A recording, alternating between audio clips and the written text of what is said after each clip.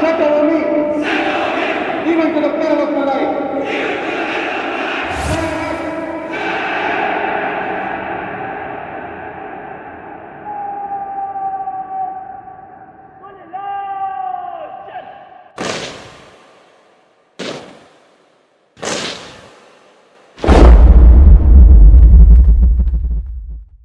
दांडेकर मावशी किंवा दांडेकर मॅडम यांच्याबरोबर मी 8वी ते 10वी बेडेकर विद्या मंदिरामध्ये म्हणजे सुमारे 93 ते 96 त्यांच्याबरोबर शिकलो. बाईंच्या वर्गात जाणं म्हणजे एक आनंदाचा तास असायचा तो. वास्तविक माझं ड्रॉइंग फार चांगलं नाही आणि त्या विषयाची फार आवड ती आधी लागू शकली नव्हती. पण शाळेत गेल्यावर आणि दांडेकर बाईंकडे त्यांच्या ड्रॉइंगचा क्लास अटेंड केल्यावर थोडा विषयात पण रस निर्माण झाला होता.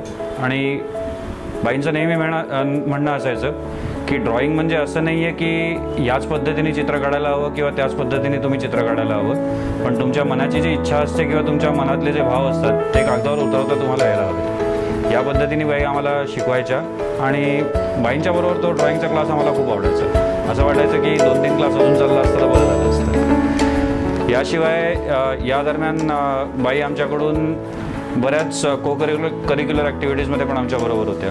वक्तृत्व स्पर्धा झाल्या किंवा ॲक्टिंगशी रिलेटेड काही स्किट्स एस्टॅब्लिश करणं वगैरे झालं. बाई नेहमीच आमच्याबरोबर असायच्या आणि म्हणूनच हळूहळू बाई ही गॅप कमी करून आम्ही त्यांना मावशी म्हणायला लागलो. आणि बाई म्हणून आम्ही 96पर्यंत त्यांच्याबरोबर होतो आणि मावशी म्हणून आजही आम्ही त्यांच्या कॉन्टॅक्टमध्ये आहोत आणि जवळपास त्यांच्याशी संपर्क साधून आहोत. आणि ते आमच्यासाठी नेहमीच स्फूर्तीचा स्रोत असतात आणि मार्गदर्शन आम्हाला अजूनही चालतं.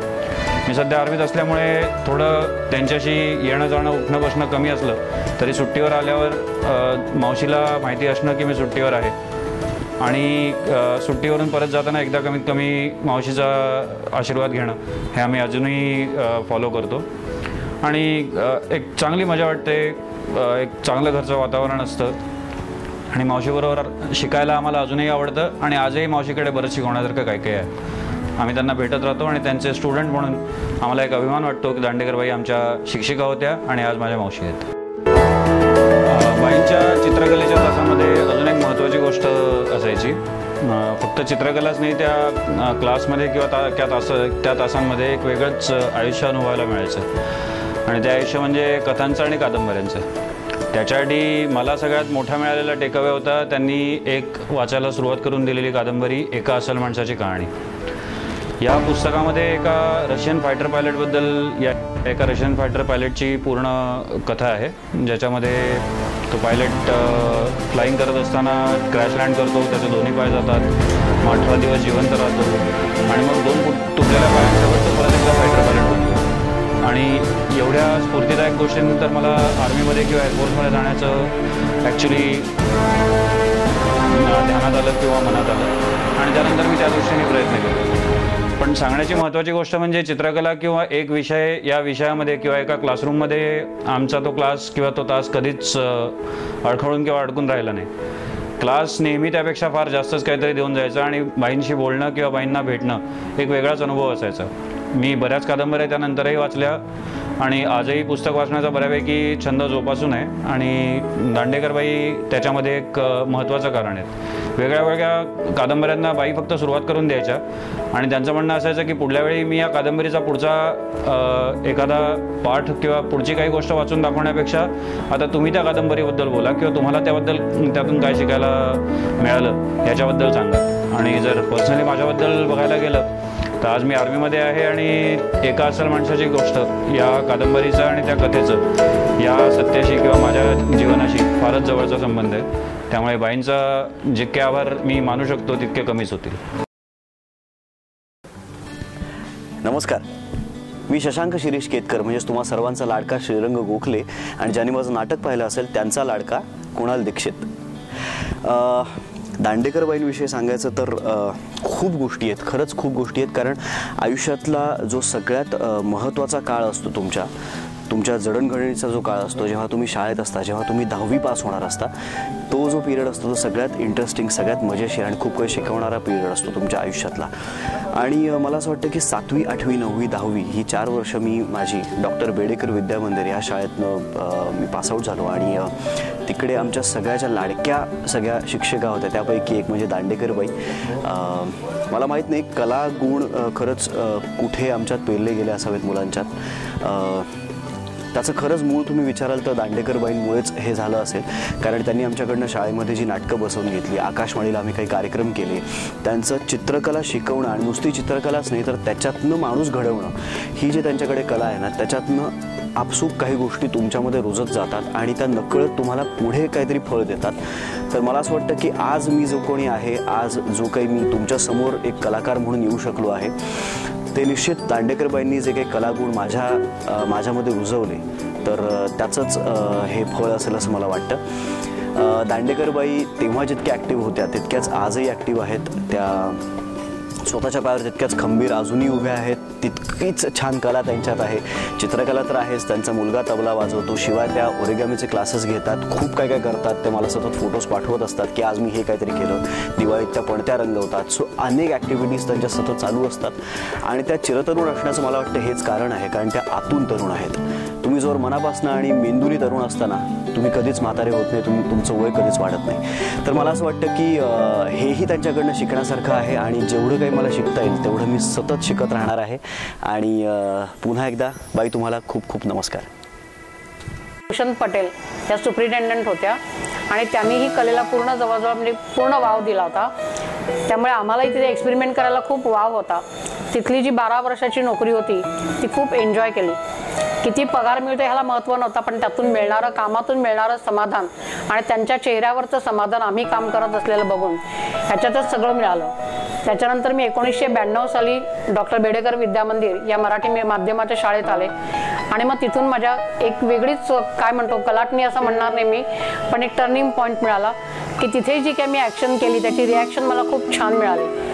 वर्गातली 50च्या 50 मुलं जी काय होती, 50, 60, 70 जी काय होती, तर त्या मुलांनी जेवढं देऊ तेवढं सगळं आत्मसात करायला सुरुवात केली. त्यामुळे तिथे काम करताना आणखीन हुरूप आला. मग करता करता फक्त चित्रकलेवरतीच नाही तर क्राफ्टही होतं. क्राफ्टच्या बरोबर नंतर काही सांस्कृतिक कार्यक्रम होते, नंतर काही सामाजिक कार्य होतं. या सगळ्यामध्ये स्वतःला पूर्ण झोकून देऊन काम करायला सुरुवात केली, कारण तिथेही त्याची नोंद कुठेतरी ती घेतली जात होती. नमस्कार, मी सौ पूजा प्रसाद कुलकर्णी, मुलुंड पूर्व येथील सौ लक्ष्मीबाई इंग्लिश मीडियम स्कूल या शाळेमध्ये गेली 25 वर्ष प्रिन्सिपल या नात्याने शैक्षणिक क्षेत्रात आज काम करत आहे. आज मला काही मनामध्ये आठवणी दाटून आल्यात, कारण विशेषतः मला आठवतं आहे तो 1985चा काळ, ज्या वेळेला ए.के. जोशी शाळा या शाळेमधनं मी SSC उत्तीर्ण झाले आणि कदाचित साधारण 3 वर्ष आधी म्हणजे साधारण 7वी 8वीच्या दरम्यान माझी ओळख सौ मंजिरी दांडेकर अर्थात आमच्या सर्वांच्या लाडक्या आवडत्या दांडेकर टीचर यांच्याशी झाली. त्या आमच्या वर्गाला craft, art and craft, drawing हे विषय शिकवायला येत असत. थोडक्यात सांगायचं म्हणजे त्यांचा तास म्हणजे नुसती धमाल, नुसती मजा, कारण आम्हाला त्याच्यामध्ये शिकण्यापेक्षा अनेक इतर गोष्टींमध्ये त्यांच्याशी समरसून गप्पा मारण्यामध्येच खूप उत्साह असायचा. आणि टीचरांचा स्वभाव असा होता की त्या आल्या की सगळ्यांना खिळवून टाकायच्या. तो तास कधी संपायचा कुणाला कळत नव्हतं. विशेष म्हणजे आम्ही त्या तासाची अतिशय आतुरतेने वाट बघत असायचो. आणि विशेष सांगायचं म्हणजे दांडेकर टीचरांनी केवळ आर्ट आणि क्राफ्ट हे विषय न शिकवता कोणताही सहशालेय उपक्रम असू दे त्यामध्ये त्या नेहमीच अग्रेसर. मग भले ती नाट्यगीताची एखादी नांदी शिकवायची असू दे किंवा कदाचित आमच्या आंतरशालेय नाट्य स्पर्धेची तयारी करण्याची असू दे, एखादा कुठलाही वक्तृत्व स्पर्धेचा भाग असू देत किंवा कधी कुठल्या कॉम्पिटिशन्स असू दे, या सगळ्याची जबाबदारी नेहमी दांडेकर टीचर. आणि तो कार्यभार त्या इतक्या सुलभतेने आमच्यासाठी साकार करायच्या की त्यामध्ये हमखास यश हा एक फॉर्म्युला आमच्यासाठी तयार झालेला. आणि विशेष म्हणजे ह्या सगळ्या गोष्टी खूप हसत खेळत, म्हणजे कुठलाही ताण तणाव कधी आम्हाला जाणवलाच नाही. आज मला खरं म्हणजे एक विशेष आठवण सांगावीशी वाटते. मला तशी काही ड्रॉइंगची एवढी कधी आवड नव्हती, पण केवळ दांडेकर टीचर ड्रॉइंग शिकवतायत या कल्पनेमुळे मी एलिमेंटरी परीक्षा द्यायची ठरवली. पण त्यामागे देखील एक विशेष कारण होतं, कारण शाळेच्या नंतर शनिवारी आमचे जे 2 तास दांडेकर टीचर सराव घ्यायच्या त्यासाठी मी त्या एलिमेंटरी परीक्षेच्या मागे लागले. आणि त्या परीक्षेच्या दरम्यानसुद्धा जो एक मजेदार आमचा अनुभव आहे तो मी कधीच विसरू शकत नाही. न्यू इंग्लिश स्कूल ठाणे इथे माझं सेंटर होतं. माझ्याबरोबर आमचा बराच मोठा ग्रुप होता सगळ्या मैत्रिणींचा. आम्हाला दांडेकर टीचरनी हक्कानी सांगितलं, हे बघा कोणीही घरी जायचं नाही मधल्या सेशनमध्ये. आणि त्यावेळेला आम्ही सगळेजण हक्कानी आमचं घर समजून टीचरांच्या घरी गेलो आणि तिथे आमच्यासाठी त्यांनी एक झकास बेत आखला होता, झुणका भाकरी. मला आजही त्या गोष्टीची आठवण होते. जेव्हा जेव्हा मी टीचरना भेटते मी सांगते, टीचर मी ती चव कधी विसरणार नाही. तुम्हाला विश्वास बसणार नाही, जवळपास आम्ही 11 ते 12 मुली होतो, पण आम्ही आमचं घर समजून टीचरांच्या घरी गेलो. आता आज मला या आठवणी खूप विशेष मनाला भावतात, कारण मी स्वतः देखील शैक्षणिक क्षेत्रात आहे आणि हे गुरुबरोबर असलेलं नातं आपल्यामध्ये कधीच तुटत नाही. कारण आज बघा आता जवळपास 30 वर्ष झाली आहेत, पण आमची ही जी एक नात्यातला ओलावा प्रेम आहे ते आजही तसंच्या तसं आहे. दांडेकर टीचरांना भेटायचं म्हटलं की ते पुन्हा जुने दिवस आठवतात, पुन्हा लहानपण आठवतं आणि तो सगळा धमाल धुडगूस तो सगळा घातलेला भाग आठवतो. ह्या सगळ्याबरोबर निश्चित त्यांनी एक खूप मोठा भाग सांभाळला की एक गुरु, एक मार्गदर्शक, एक समुपदेशक हा रोल देखील त्या नेहमीच आमच्याकडे अनवधानाने करत असायच्या. मी जाणीवपूर्वक कुठला उपदेश न करता हसत खेळत कसं आपल्याला मार्गदर्शन करता येईल हे मी त्यांच्याकडनं शिकले. आणि हाच माझ्यासाठी खूप एक अनमोल ठेवा आहे, कारण दांडेकर टीचरांनी आमच्याबरोबर गप्पा मारत अनेक गोष्टी आम्हाला शिकवल्या. आणि म्हणून मला असं वाटतं की त्यांनी आम्हाला जी काही ही शिदोरी दिली आहे, जी केवळ मला कदाचित ड्रॉइंग आणि क्राफ्ट ह्यामधून मिळाली नसती, ती खूप मोलाची आहे. आणि म्हणून मला असं वाटतं त्या माझ्यासाठी एक खूप स्पेशल अशा गुरु आहेत आणि खूपच माझ्यासाठी मी कुठेतरी मनातल्या कोपऱ्यामध्ये त्या एक कायमच्या सामावलेल्या आहेत. आणि म्हणून मला असं वाटतं आजही तो ओलावा आमच्यामध्ये आहे, आजही आमच्यामध्ये अजूनही तेवढाच जिव्हाळा आहे की मी त्यांना भेटायला जाते. मध्यंतरी त्यांची तब्येत बरी नव्हती हे कळल्यावरती खरोखर मलाही घालमेल वाटली की खरोखर या सगळ्यातनं आज त्या बाहेर आल्यात. त्यांनी केलेल्या सगळ्या विविध कलाकृती, फुलं, पुष्प हे सगळं आम्हाला ते नेहमी शिकवायच्या आणि त्यातनं मला देखील खूप प्रेरणा मिळाली. सगळ्यात विशेष मला त्यांचं कौतुक वाटतं की एक माणूस म्हणून, एक व्यक्ती म्हणून त्यांनी इतक्या विद्यार्थ्यांबरोबर एक जीवाभावाचं नातं जोडलं आहे की त्यामुळे मौसमी, मंजुषा, प्रणव ही त्यांचीच मुलं नसून ते आमची सुद्धा सवंगडी होते की आम्हाला ती इतकी घरोबाचं आमचं नातं होतं. आज माझे आई वडील देखील त्यांना भेटले की अगदी जुन्या गप्पा मारल्यासारख्या. म्हणजे आमचं एक असं ना वेगळ्या स्तरावरचं नातं आहे की जे केवळ एक शिक्षक विद्यार्थी एवढ्या सीमेवर ते राहिलं नाही. मला वाटतं त्यांच्याबद्दल मी जितकं बोलीन ते कमी आहे, कारण बऱ्याच आठवणी आहेत की प्रत्येक ह्याच्यामध्ये एक कुठेतरी टीचर म्हटलं की त्यांच्याबद्दलनी तो एक मनामध्ये ओलावा खरंच दाटून येतो. आणि म्हणून मला असं वाटतं की अशा शिक्षकांना, अशा गुरूंना आजच्या काळामध्ये पुन्हा पुन्हा यावं, कारण तेच खऱ्या अर्थाने नवीन पिढी खूप छान घडवू शकतात. दुर्दैवाने आजच्या पिढीला तेवढे कदाचित म्हणजे असे म्हणता येतील की एवढे आज ओलाव्याचे क्षण किंवा असे टिपता येत नाहीत, कारण कुठेतरी बऱ्यापैकी असं जाणवतं मला की थोडासा एक आता अंतर पडत चाललं आहे. तेवढी आता पहिल्या इतकी माया आणि प्रेम राहिलेलं नाही आहे. त्यामुळे मला वाटतं मी खरंच भाग्यवान आहे की मी त्या पिढीतली होते आणि मला असे उत्तम शिक्षक लाभले. म्हणून मला खरोखर एकच म्हणावंसं वाटतं की दिव्यत्वाची जेथ प्रचिती, तेथे कर माझे जुळती, तेथे कर माझे जुळती. नमस्कार, मी डॉक्टर नीलजा होले, डॉक्टर बेडेकर शाळेची 1996 पास्ट आउट 10वीची विद्यार्थिनी. मंजिरी दांडेकर या माझ्या चित्रकलेच्या शिक्षिका. आणि खरंच सांगायचं तर शाळेचा खूप मोठा प्रवास जो घडला आहे आणि जे काही शिकवण मिळाली आहे ती सगळ्या शाळेच्या शिक्षकांचं त्याच्यात खूप मोठं योगदान आहे. आणि त्यातलं हे एक नाव म्हणजे मंजिरी दांडेकर. आमचं एक छोटंसं शिबिर होणार होतं शाळेत आणि तेव्हा त्या नवीनच आल्या होत्या आणि त्यांनी आम्हाला खूप सगळ्या ॲक्टिव्हिटीज त्या शिबिरात शिकवलेल्या. वेगवेगळ्या प्रकारे रंगकाम कसं करेल की एक भेंडी कापून त्याच्यापासून 3 फुलं बनवून ती रेषा काढणं, नंतर तुमच्याकडे सुकलेली काही गवताची बारीकशी पानं असतात ती गोळा करा आणि ती बनवा आणि ग्रीटिंग कार्ड्स असं करत त्यांनी इतकं क्रिएटिव्ह करून घेतलं की त्यांनी मन जिंकलं. जेव्हा त्या शाळेत आल्या वेगवेगळ्या गोष्टी होत राहतात, फास्ट आहे त्याचं लाईफ आणि तरी टिकाव कसा सगळ्यांचा होतो वेगवेगळ्या प्रांतातली.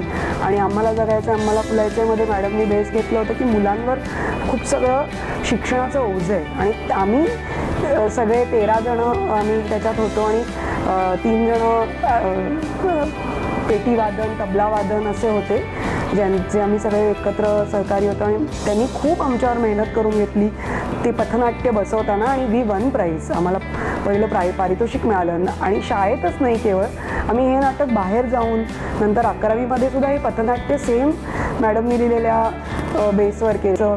मला एवढं सुद्धा आठवतं आहे की आम्ही ते चित्र जिथे स्थिरचित्र त्यांनी ठेवलेलं असतं त्याच्या आजूबाजूला एखाद्याला सांगायचं खूप लांब जाऊन बस, एखाद्याला सांगायचं खूप जवळ बस, एखाद्याला मध्ये, म्हणजे वेगवेगळी पोझिशन घ्यायला लावायच्या आणि तिथून तुम्हाला जे दिसतंय आणि दिसते त्याच्या पलीकडे पण काय आहे हे बघा.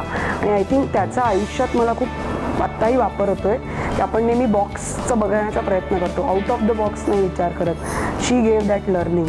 आणि जसं मी म्हणाले की आत्तापर्यंत त्यांची साथ सोबत आहे, नेहमी त्यांचा फोन असतो, त्यांच्या घरी जाणं येणं असतं की केवळ मुलगी मैत्रिणी म्हणून नाही पण भेटली नाही मावशीला तर चांगलं नाही वाटत असं आहे का, ह्याच्यामुळे त्यांच्याशी सतत संवाद असतो, फोनवर बोलणं असतं.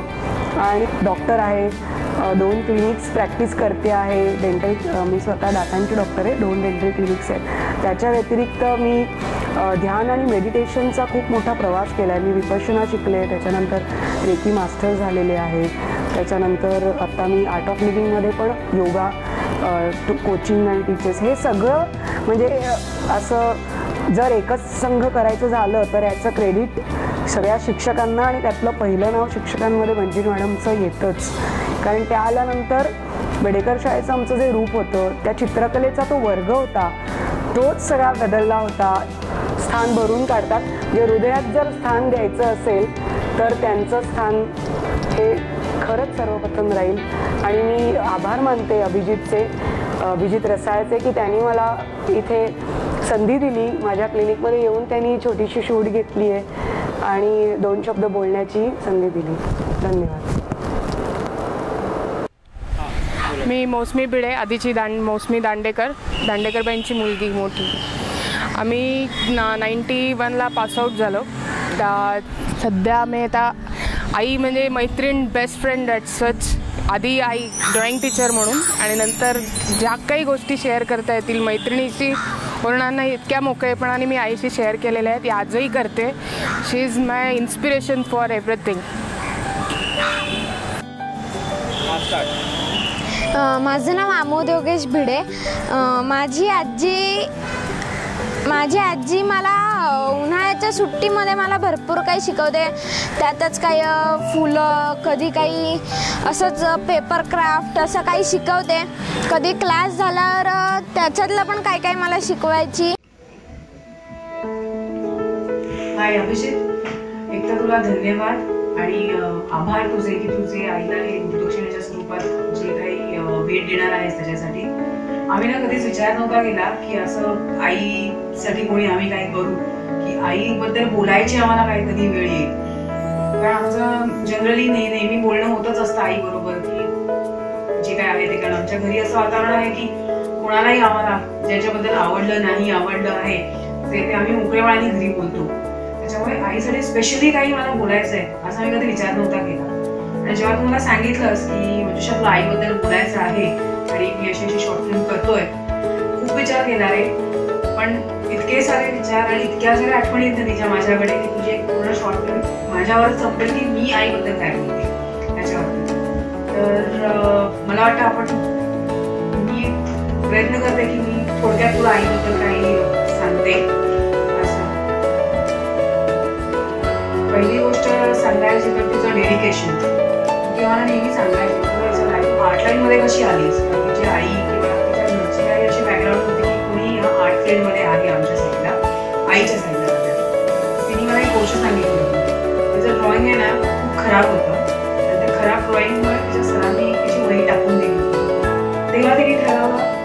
जे काही मला करायचं आहे ते मी या ड्रॉइंग या विषयात करेन किंवा या आर्ट लाईनमध्ये काहीतरी करेन. आणि तेव्हा जे तिने डेडिकेशन मी सगळं जे काही चालू केलं ते तिने आत्तापर्यंत अजूनपर्यंत तिचं डेडिकेशन आम्ही बघत आहोत आणि तिचं ते डेडिकेशन किंवा तिची विल पॉवर जे सगळं आहे तिचे जे स्ट्रॉंग पॉईंट्स आहेत अजून तिच्याबरोबर आहेत. त्याच्यानंतर सांगायची गोष्ट आहे की हे सगळं करत असताना म्हणजे नंतर तिचं लग्न झालं, तिचा जॉब किंवा त्याच्याबरोबर चालू असलेलं तिचं शिक्षण, त्याच्याबरोबर तिची जबाबदारी जी आहे, लाईक आम्ही मुलं आहोत, मी, माझी बहीण आणि माझा भाऊ, त्यांच्याकडेही तेवढंच लक्ष आमच्या कोणाच्याही बाबतीत तिने 1% किंवा तसुवरही काय म्हणतात त्याला दुर्लक्ष केलेलं नाहीये. त्याच्यामुळे मला वाटतं की ती खूप स्ट्रॉंग वुमन आहे आणि तिच्याकडे बघून मीही असाच प्रयत्न करते. कारण जेव्हा काही माझ्या मैत्रिणी आहेत की ज्या मला विचारतात मनुष्य तू एवढी स्ट्रॉंग कशी, माझ्याकडे एकच उत्तर आहे, माझी आई स्वतः एवढी स्ट्रॉंग आहे तर तिची मी मुलगी आहे त्या कारणाने तेवढा थोड्याफार फरकात तेवढा स्ट्रॉंगनेस माझ्यातही आला पाहिजे. त्याच्यामुळे ती जेवढी स्ट्रॉंग आहे मे बी त्याच्या 50% स्ट्रॉंग मी पण आहे असं. नंतर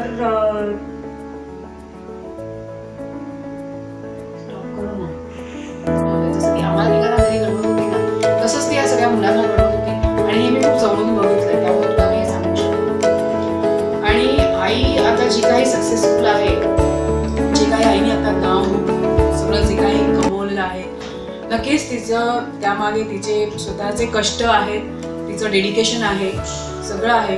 पण ह्या बाबतीत एक व्यक्ती आहे आमच्याकडची की जी तिच्या मागे ठामपणे किंवा तू म्हणू शकतोस खंबीरपणे उभी आहे.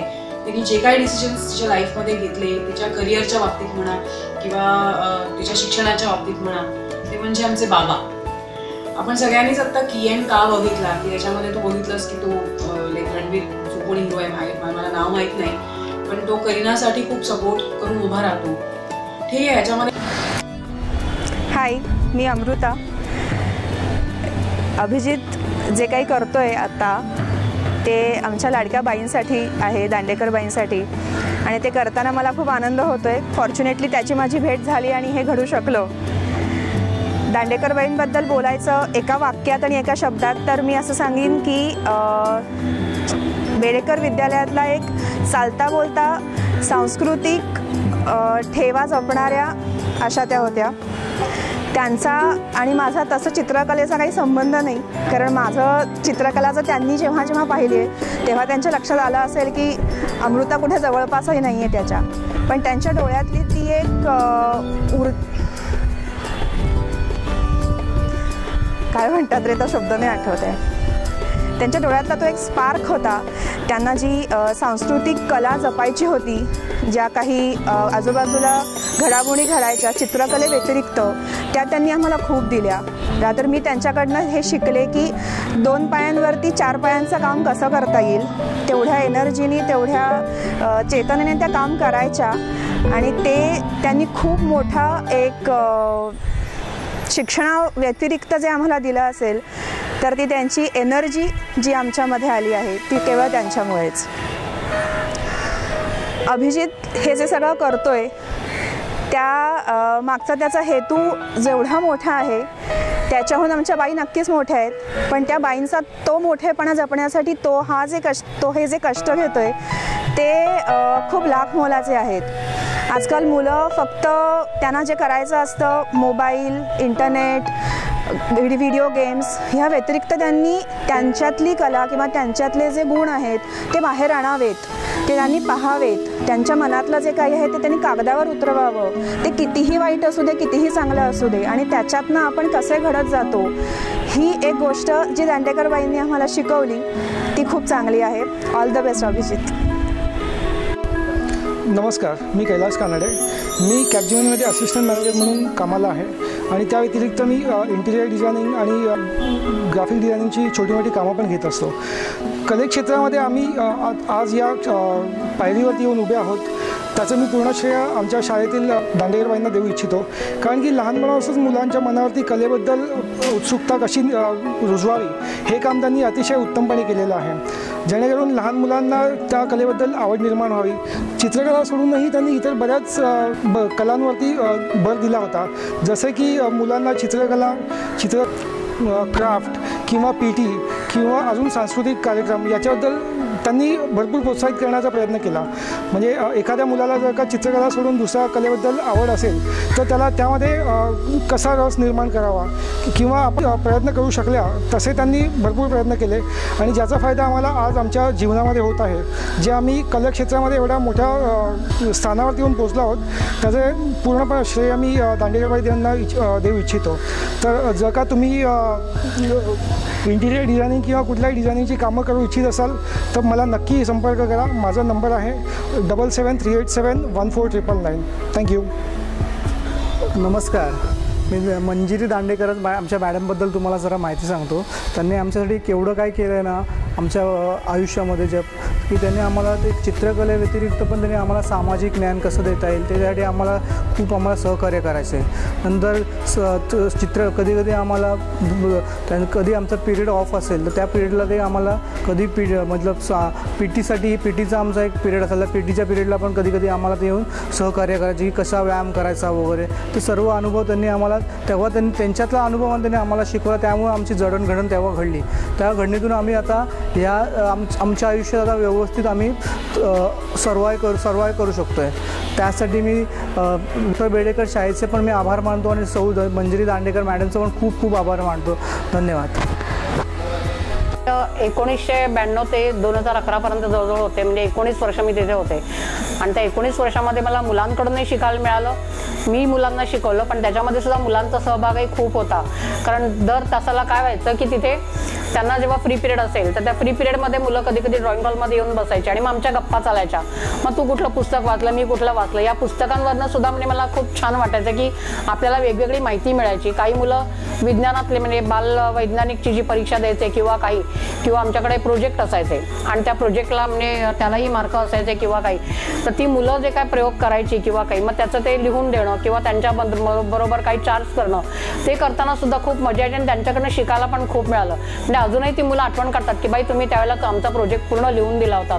कारण त्यावेळेला कॉम्प्युटरचं जरी हे होतं, म्हणजे जरी कॉम्प्युटर चालू होते तरी पण तेवढं क्रेज नव्हती की कॉम्प्युटरवरती टाईप करून घ्यावं, प्रिंटआउट काढावं किंवा काही. आता कसं आता पटापट मुलं काढून घेतात किंवा हे करतात, तसं काही नव्हतं तेव्हा.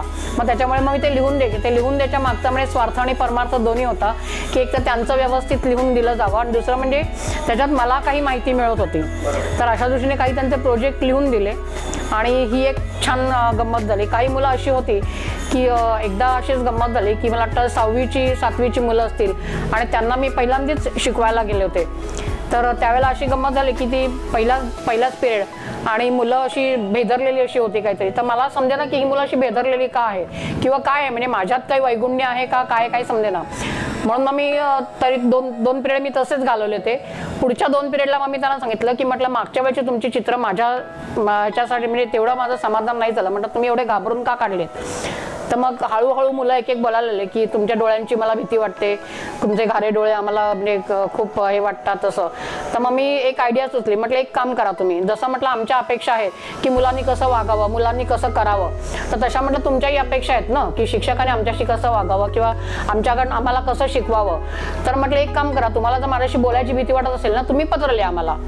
आणि हा जो काय सगळा आमचा संवाद होता हा मधल्या सुट्टीच्या आधीचा संवाद होता.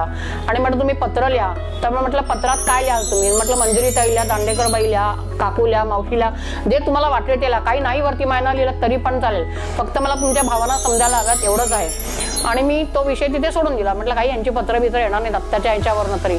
आणि गंमत अशी झाली की 8व्या 9व्या तासाला त्याच दिवशी माझ्याकडे जवळजवळ वहीचे 20 ते 25 कागद होते.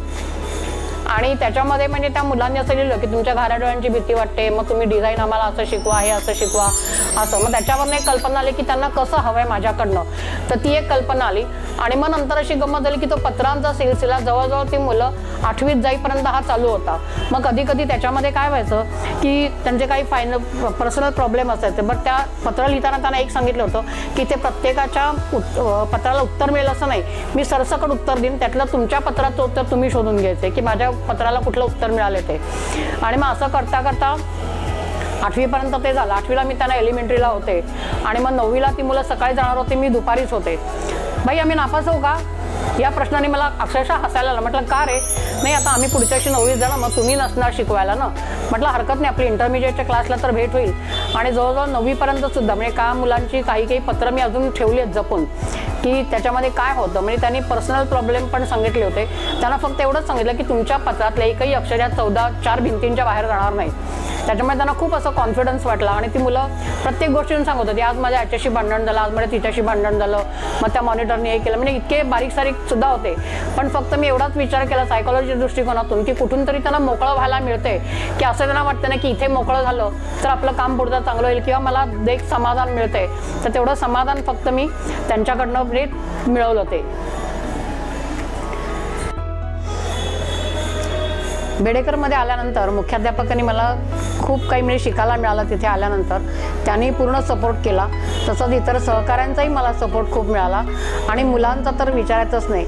मुलं तिथे असताना मला असं वाटायचं की ही सगळी आपली मुलं आहेत. कारण एक गोष्ट लक्षात आली की शाळेच्या प्रिमायसेसमध्ये जी मुलं आली की ती मुलं आपली, मग ती आपली मुलं म्हणूनच म्हणजे जसं एखाद्याला कितीही त्याचा राग आला तरी त्याला कसं समजावून सांगता येईल, जसं आपल्या मुलांना समजावून सांगतो तसं त्याला समजावून सांगून त्याच्याकडनं काम करून घेतलं. पण त्याच्यामुळे एक फायदा असा झाला की ती मुलं सगळी माझीच झाली. आज जवळजवळ 3,500च्या वर माझे विद्यार्थी असतील आणि सगळे अजून त्यातले जवळजवळ निम्मे अधिक माझ्या अजून कॉन्टॅक्टमध्ये आहेत. आणि ते बरेचसे त्यातले काही कलाकार आहेत, काही नाटकामध्ये आहेत, काही सिनेमांमध्ये आहेत, तर काही इंटिरियर डेकोरेटर, काही आर्किटेक्ट आहेत, तर कोणी आर्ट डायरेक्टर आहेत. असे विविध क्षेत्रामधले विद्यार्थी जे आहेत ते अजूनही माझ्या संपर्कात आहेत आणि त्याच्यामुळे खूप छान वाटतं. ते मी दीपक दोंडले, भाषेचा शिक्षक. अनेक ठिकाणी जाऊन शिकवायला मला आवडतं. भाषा शिकवता अनेक शिक्षक माझ्यासमोर आले. त्यापैकी एक अतिशय खळखळता जिवंत असा शिक्षण प्रवाह म्हणजे आमच्या मंजिरी दांडेकरबाई. विषय काय तर कला. पण ही कला शिक्षिका कलेपुरतीच फक्त मर्यादित राहिलेली नाही. ॲप्टिट्यूड टेस्ट, मुलाचा कल कुठे आहे इथपासून ते नाटिका लिहिणं, नाटुकल्या लिहिणं, बसवणं आणि त्यास पारितोषिक प्राप्त होईल अशा प्रकारे वळण देणं, अशा अनेकविध उपक्रमांतून त्यांनी विद्यार्थी घडवलेले आहेत. आणि ड्रॉइंगची त्यांची हातोटी अशी आहे की मुलांना, कुठलाही मुलगा तू काहीही काढ, साधी रेष काढली तरी ती रेष कसा काढतोय बघून त्याला मार्गदर्शन करायचं. मनातल्या भावना व्यक्त करण्यासाठी ड्रॉइंग हे उत्तम माध्यम आहे हा त्यांचा विश्वास. आणि त्यांनी तसे प्रयोग केले आणि ते यशस्वीसुद्धा झाले. एखाद्या विषयावर मुलांना चित्र काढायला सांगायचं की त्या चित्रामध्ये आपल्या भावना मुलं समर्थपणे व्यक्त करतात. मग एखादं चित्र घाणेरडं आलं तरी हे काय काढलं आहे अजिबात नाही, त्यातून चांगुलपण बघायचं. त्यातून विद्यार्थ्याच्या मनातील भावना कोणत्या प्रकट झाल्यात ते बघून त्या विद्यार्थ्याला काउन्सिलिंग ज्याला म्हणतो ते करायचं.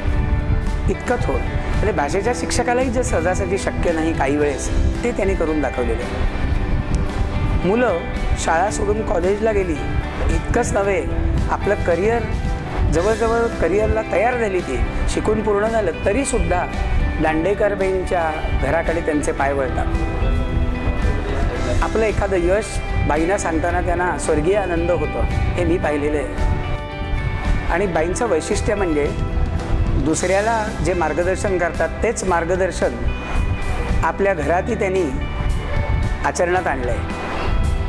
आपल्या एकुलत्या एक मुलाला, मुलगा एकच आहे त्यांना, त्या मुलाला कलाक्षेत्राकडे जायचं होतं, त्यांनी अटकाव अजिबात केला नाही, उलट त्याला उत्तम प्रेरणा दिली. आजकालच्या संगीतामध्ये एवढी कॉम्पिटिशन आहे पण आपल्या मुलाचं कसं होईल असा विचारही आणला नाही. कलेत अगदी पूर्ण आकंठ बुडून जाणं हा त्यांचा स्वभाव त्यांच्या मुलातही उतरवण्याचा प्रयत्न केला आहे. आणि करिअरसाठी सुद्धा एवढ्या कॉम्पिटिशनमध्ये मुलाला पुढे नेणं ही सोपी गोष्ट नाही आहे, तर त्यांनी ती केली. आणि त्याचप्रमाणे त्यांचा मुलगा प्रणव हाही पुढे जातो आहे. स्वप्रतिभेने इतर विद्यार्थ्यांप्रमाणे आपल्या मुलालासुद्धा त्यांनी अगदी यथायोग्य घडवलेलं आहे. अशा या बाई कायम तुम्हा आम्हा सर्वांना ड्रॉइंगचं, करिअरचं मार्गदर्शन अशाच करत राहोत.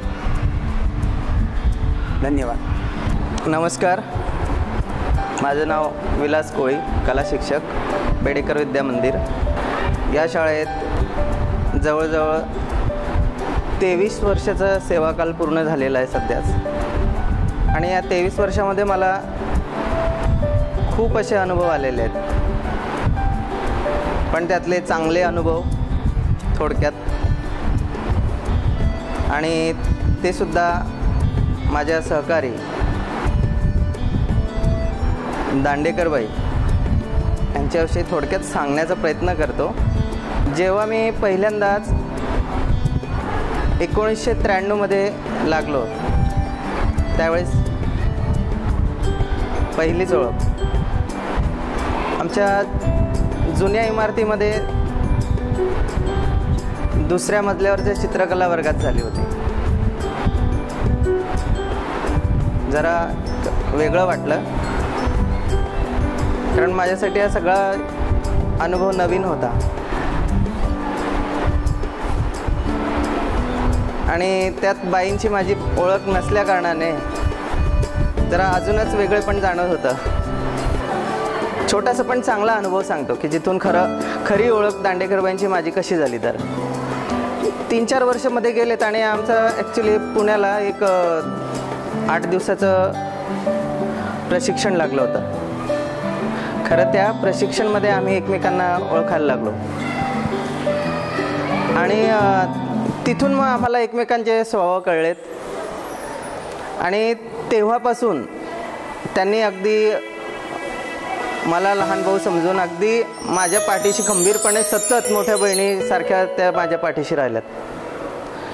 खूप अनुभव दिले शिक्षणातले. शिकवण्याच्या पद्धती खूप वेगवेगळ्या त्यांनी मला सांगितल्याही, आणि मुलांना जे शिकवायच्यात त्यातनं मी शिकलो. आणि प्रत्येकाने शिकायलाच पाहिजे, नेहमी शिकत राहावं, असं मी पण त्यांच्याकडनं हा एक धडा चांगला घेतला. त्या स्वतः अजूनसुद्धा शिकतच आहेत असंच मी समजेन. त्यानंतर शिक्षणामध्ये बऱ्याचशा गोष्टी अशा शिकवताना अनुभवाला यायच्यात. काही चुकलं तर लगेच त्या मोठ्या बहिणीचं कर्तव्य पार पाडायच्यात आणि लगेच समजून सांगायच्यात. काही चूक असेल तरीही सांगायच्यात. आणि काही चांगल्या गोष्टी असतील ज्या त्यांना येत नसतील त्या त्यांनी आवर्जून माझ्याकडनं शिकून घेतल्यात. मी पण शिकून घेतल्यात. त्यांची शिकवण्याची धडपड खूप, आणि नाविन्याकडे ते जास्त वळायच्यात. नवीन काही असं त्यांच्या समोर आलं की त्या आधी शिकण्याची जिद्द त्यांच्या अंगी खूप होती तेव्हाही, आणि आताही दिसतेच आहे मला. अगदी आता सेवानिवृत्त झाल्यात तरी घरी त्यांची फुलं बनवणे वगैरे असे वेगवेगळे छंद चालूच आहेत.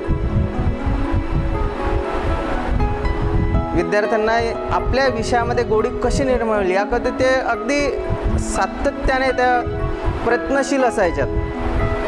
पिकनिकला नेणे, कुठे कॅम्पला नेणे. जे स्कूल आर्ट्समध्ये तर खूप वेळा विद्यार्थ्यांना त्यांनी अगदी असं चित्रप्रदर्शन बघण्यासाठी किंवा कलेच्या संदर्भात काही कुठे शिबिर असेल तर त्यामध्ये आवर्जून विद्यार्थ्यांना नेलेलं आहे. मी पण पाठीपाठी असायचोच, कारण मलाही शिकायचंच होतं. त्यानंतर आमच्या ज्येष्ठ शिक्षिका आठवलेबाई यांच्याकडनंही आम्हाला खूप शिकायला मिळालं, मलाही मिळालं. आणि अजूनही आठवलेबाई आणि दांडेकरबाई या अजूनही जशा त्यावेळेस मैत्रिणी होत्या तशाच अजूनही आहेत, हे मला माहिती आहे. स्वभावाने खूप छान, चांगल्या, मनमिळावू अशा दांडेकरबाई. पण मध्येच थोडंसं आजारपण आल्या कारणामुळे त्यांनी स्वेच्छानिवृत्ती घेतली, म्हणून एक त्यांचा सेवाकाळ इथला पूर्ण होऊ शकला नाही. आणि मलाही मध्ये 2 ते 3 वर्षाचा त्यांचा अनुभव कमी मिळाला. अशा खूप आठवणी आहेत त्यांच्या बाबतीत. आता एवढं काही सांगायला वेळ खूप लागेल. खूप आठवणी आहेत. अजूनही आम्ही त्यांना अधूनमधून आमच्या शाळेमध्ये बोलवतच असतो. आणि या निमित्ताने मी त्यांना पुन्हा त्यांच्या चांगल्या तब्येतीसाठी आणि सेवानिवृत्तीनंतरचं आयुष्य सुखासमाधानात जावं यासाठी शुभेच्छा देतो. माझं नाव रमेश शंकर बागोल. या बेडेकर शाळेमध्ये मी 1993 पासून आहे. साधारणपणे या वर्षापर्यंत मला 23 वर्ष पूर्ण झालेले आहेत. माझे जे काही विषय आहेत मराठी आणि समाजशास्त्र हे दोन्ही विषय मी काही वर्ष 9वी-10वीला होतो, काही वर्ष त्या ठिकाणी 5वी-6वीला पण आहे. आणि एवढ्या या वर्षामध्ये साधारणपणे दांडेकरबाईंसोबत जो काही आलेला अनुभव आहे. आता दांडेकरबाई म्हटल्यानंतर माझ्या अगोदर साधारणपणे 1 या 2 वर्ष अगोदर त्या ठिकाणी रुजू झालेल्या होत्या. आणि त्यांचा अनुभव असा आहे की साधारणपणे प्रत्येक विद्यार्थ्याशी त्यांचा जो काही स्वभाव आहे तो मनमिळावून शिकवण्याच्या पद्धतीमध्ये बाई अक्षरशः विद्यार्थ्यांना एकदम जवळ घेऊन, जर एखादी रेषा असेल तुमच्या त्या लयदार वगैरे रेषा असतात त्या काही विद्यार्थ्यांना समजत नाही. त्या लयदार रेषा कदाचित आम्हालाही कळत नव्हत्या, पण त्या विद्यार्थ्यांना व्यवस्थितपणे समजवून विद्यार्थ्यांना काढून दाखवत, कधी फळ्यावरती कधी वर्गात. आणि त्याच्यामुळे विद्यार्थ्यांचा जो कल असतो की आवडता शिक्षक कोण, तर बऱ्याच वेळा असं घडतं कारण आम्ही जो काही विषय असतो आमचा मराठी किंवा इतिहास भूगोल असू द्या, आमचा थोडंसं रागीट स्वभाव येतो. पण बाईंचं कसं आहे चित्रकला विषय असल्यामुळे विद्यार्थ्याला ज्याची आवड, कारण तो विषयच असा आहे की त्याच्यामध्ये सगळं काही एकत्रितपणा येऊन त्या बाईंशी व्यवस्थित बोलून व्यवस्थित समजावून सांगून व्यवस्थितपणे ते मुलंही चित्र काढत असत. दुसरं महत्त्वाचा भाग म्हणजे तुमच्या विद्यार्थ्यांच्या ज्या परीक्षा असतात एलिमेंटरीच्या वगैरे, त्यांना जो काही मार्गदर्शन असतो तो सर्वात उत्तम बाईने केलेला आहे. मी सविता आठवले, बेडेकर शाळेत 66 साली लागले आणि त्यानंतर 32 वर्ष बेडेकरमध्ये नोकरी केली. 97 साली तिथून मी निवृत्त झाले. मंजिरी दांडेकर ही माझी अगदी जीवाभावाची मैत्रीण. जवळजवळ 80-81 पासून तिचा माझा परिचय. जिल्हा कलाध्यापक संघामध्ये आम्ही दोघी बरोबर होतो. त्यानंतर 91मध्ये ती बेडेकर शाळेमध्येच लागली आणि तेव्हापासून तर अधिकच आमची घनिष्ठ मैत्री झाली. एक चतुरस्थ व्यक्तिमत्व, खूप कलागुण तिच्यामध्ये आहेत. घर संसार सांभाळून सगळ्यांचं व्यवस्थित करून नवीन नवीन गोष्टी शिकण्याची तिला आवड आहे. विद्यार्थ्यांमधले गुण हेरून त्याप्रमाणे पालकांना सल्ला देणारी अशी ही शिक्षिका अत्यंतिक विद्यार्थीप्रिय अशी होती आणि त्यामुळे विद्यार्थ्यांमध्येही तिचं नाव घेतलं जातं. तिच्या अंगात कोणते गुण नाही आहेत, सगळेच आहेत. ती रांगोळी उत्तम काढते, मेणाच्या वस्तू करते, कागदाची फुलं करते, दागदागिने मोत्याचे करते. जे नवीन काही येईल ना ते शिकण्याची तिला प्रचंड आवड. तिने निवृत्ती घेतल्यानंतर तिने पहिलं काय केलं असेल तर तिने लॅपटॉप घेतला, कारण लॅपटॉपवरती नेटवरती जाऊन नवीन नवीन गोष्टी शिकण्यामध्ये तिला खूप रस आहे. त्यासाठी ती कॉम्प्युटरच्या क्लासला पण गेली आणि नवीन नवीन गोष्टी शिकली. तिच्यामध्ये विद्यार्थ्यांमधले कलागुण ओळखण्याची एक वेगळी हातोटी आहे. तिच्या अनेक ओळखी पण आहेत. तिने प्रत्येक गोष्ट परफेक्शनमध्ये तिचा हातखंड आहे. कुठलीही गोष्ट शिकायची असेल तर ती करेक्ट क्लासला जाऊनच शिकायची, उगाच मनाने करायची नाही, हा तिचा स्वभाव. आणि त्यामुळे प्रत्येक गोष्ट जी तिने केली, मेणाच्या वस्तू केल्या, कागदाची फुलं केली. तिचं पेंटिंग आहे अतिशय उत्तम आहे. तिला साहित्यामध्ये खूप रस आहे. ती स्वतः लिहिते. तिचे अनेक लेख कलेबद्दलचे, चित्रकलेबद्दलचे अनेक वेळा वृत्तपत्रात आले. तिने काही चित्रकलेला गळती लागल्यानंतर ती ऊर्जित व्हावी परत म्हणून काही पथनाट्य लिहिली आणि ती बसवली पण. अशी अनेक गुणांनी युक्त अशी माझी जीवाभावाची, जीवाला जीव देणारी अशी माझी मैत्रीण. काही नवीन शिकून आली अजून तरी पहिले मला फोन असतो, सविता ये ना गं, मी तुला शिकवते, मी काय शिकून आले ती. आणि अशी ही अतिशय जीवाभावाची गुणी मैत्रीण मला लाभलेली आहे. माझं नाव Dheeraj Dattatray Dongre, founder president wings for dreams foundation Shahapur.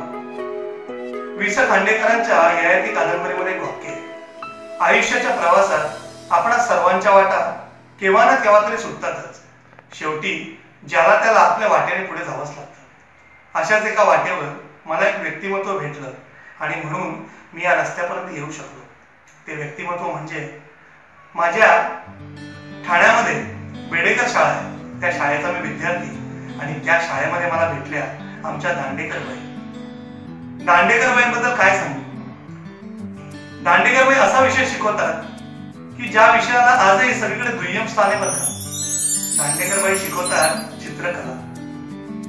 पण दांडेकरबाईंनी हजारो विद्यार्थी या चित्रकलेच्या माध्यमातून शिकवले नव्हे, घडवले. तसं बघायला गेलं तर मी शाळेतला सगळ्यात आगाऊ आणि मस्ती करणारा विद्यार्थी दांडेकरबाईंच्या दृष्टीने. पण दांडेकरबाईंनी चित्रकला शिकवलीच कधी आम्हाला?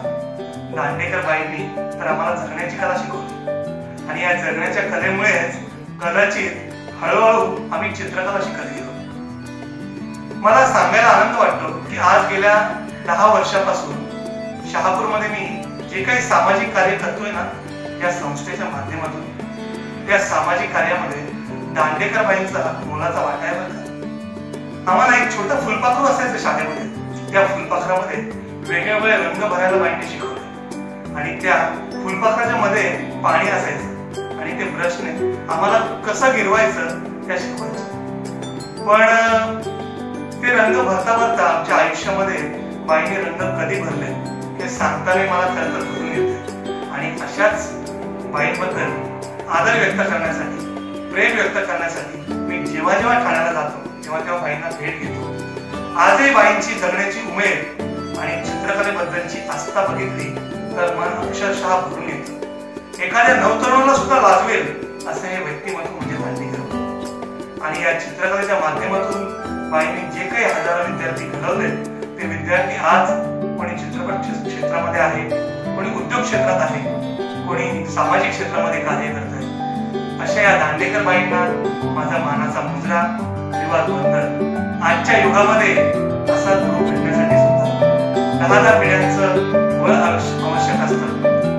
त्या बळानुसारच बाईंनी आम्हाला घडवलं आणि आम्हाला जगण्याचं भाग्य दिलं.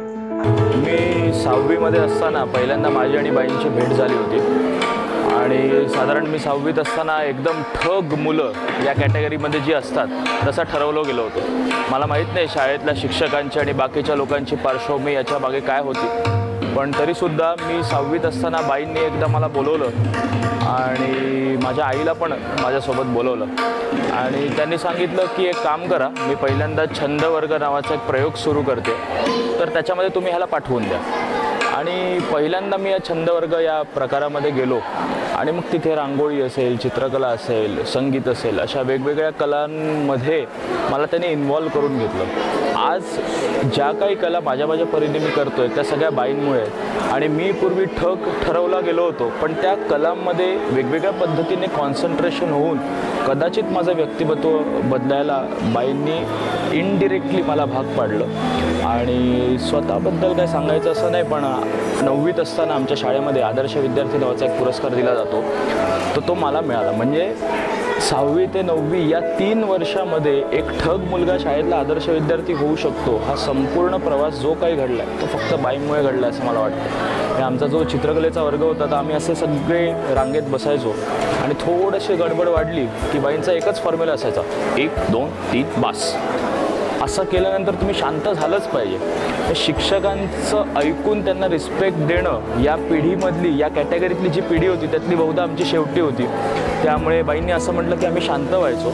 आम्ही लहान असेपर्यंत शांत होण्यासाठी बाईंचा अंगठा होता आणि आत्ता मोठं झाल्यावर आम्हाला कळतंय की त्या अंगठ्याचा अर्थ वेगळा आहे. म्हणजे आम्ही आमच्या आयुष्याच्या वेगवेगळ्या टप्प्यातून जेव्हा पुढे जात होतो तेव्हा बाईंनी आम्हाला एकच सांगितलं होतं की तुला आयुष्यात काहीही अचीव करायचं असेल तर 3 D तुला लक्षात ठेवले पाहिजे, डिवोशन, डेडिकेशन, डिटर्मिनेशन. हे जर 3 गोष्टी तुझ्याबरोबर असतील तर शेवटचा D असेल तो माझा असेल दांडेकर आणि मी कायम तुझ्याबरोबर असेल. तर या अंगठ्याचा अर्थ हा आम्हाला वेगळ्या पद्धतीने नंतर कळला. आणि आम्ही साधारण 9वी 10वी, आम्ही 10वीत असताना 9वी नंतर चित्रकला विषय शाळेत बंद झाला. तर मला असं वाटतं की आमच्या नंतरची प्रत्येक पिढी कलेपेक्षा एका चांगल्या, गुणी आणि प्रामाणिक कलावंत शिक्षकाला मुकली आहे. एवढंच माझं बाईंबद्दल मत आहे. नमस्कार, माझं नाव आहे प्रणिता सुभाष सोटे आणि मी बेडेकर शाळेमधील विद्यार्थी आहे. तसेच मी या शाळेमध्ये शिक्षिका म्हणून शिकवते आणि मी 2005-06ला 10वी पासआउट झाले. त्याच्या आधी माझ्या शाळेमध्ये एक शिक्षिका मी विद्यार्थी असताना मला चित्रकला विषय शिकवायला होत्या त्या सौ मंजिरी दांडेकर, सर्वात शांत आणि त्या वर्गात आल्यावरती मुलांचा सर्व काही गोंधळ होता तो शांत व्हायचा. त्यांचं एक सिग्नेचर असं स्टेटमेंट होतं की मला इतकी शांतता हवी आहे की जर माझी पिनसुद्धा पडली तरी मला त्याचा आवाज यायला हवा. आणि तुम्ही वर्गामध्ये कसंही बसाल तरी तुमचं तोंड बंद आणि तुमचे हात चालू असले हवेत की ज्याच्यामुळे तुमचं काम जे आहे ते फार असं सुंदर होणार. आणि या सगळ्या गोष्टींचा आज मला माझ्या जे व्यक्तिगत आणि जे काही मी आज शाळेत शिकवते त्याचा अनुभव येत आहे. आणि त्यासाठी मी दांडेकर बाईंसाठी खूप अशी धन्यवाद, मनापासून असं धन्यवाद त्यांचं मानते. आणि आज मी जेव्हा चित्रकलाच्या वर्गामध्ये किंवा हॉलमध्ये येते तर सर्वात आधी मला आठवतात त्या दांडेकर बाई. शिक्षिकापेक्षा खूप अशा सुंदर आयुष्यामधली एक मैत्रीण असं हे मला एक त्यांच्याशी नातं माझं त्यांचं जुळलेलं आहे. आणि आजही मी त्यांच्या कॉन्टॅक्टमध्ये आहे आणि आजही मी त्यांच्याकडनं अशा बऱ्याचशा गोष्टी शिकते आणि आजपासून पुढे अशा शिकत राहणार आहे. आणि त्यांच्यामुळे माझ्या जीवनाला एक वेगळा असा सुंदर आणि आपण म्हणतो की एक कलाच माझ्या जीवनात आलेली आहे. आणि त्यांच्यासाठी मी त्यांना खूप असे मनापासून धन्यवाद देते. थँक्यू.